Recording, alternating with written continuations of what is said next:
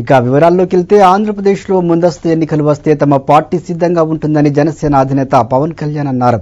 కేంద్రం నుంచి ముందస్తు ఎన్నికల సంకేతాలు వస్తున్న నేపథ్యంలో టీడీపీ కూడా ఎన్నికలకు ఇప్పటి నుంచి సిద్ధం కావాలని ఏపీ సీఎం చంద్రబాబు పార్టీ నేతలకు పిలుపునిచ్చారు. 2018 చివర్లో ఎన్నికలు వచ్చేటట్లయితే ఇక ఏడాదిన్నర సమయం మాత్రమే ఉందని వ్యాఖ్యానించారు. ఈ నేపథ్యంలో పవన్ ట్విట్టర్ ద్వారా స్పందించారు. తెలుగు రాష్ట్రాల్లో జనసేన పార్టీని సంస్థాగతంగా బలోపేతం చేసే దిశగా పవన్ కసరత్తు చేస్తున్నారు. ఈ నేపథ్యంలోనే అనంతపురంలో జనసేన క్యాడర్ కోసం పరీక్షలు నిర్వహిస్తున్నారు.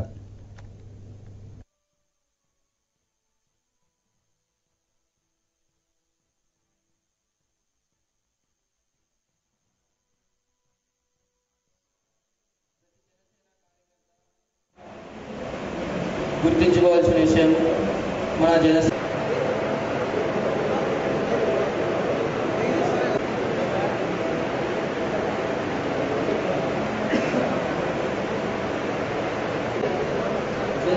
సైన్యానికి నమస్కారం. రైతులు వాళ్ళకు దొంగ పాస్బుక్లు చేయించుకొని అమ్మడం వల్ల పెద్ద పెద్ద రాజకీయాలు అందం ఉండడం వల్లనే కొన్ని ఫ్యాక్టరీలు పేద రైతుల భూములు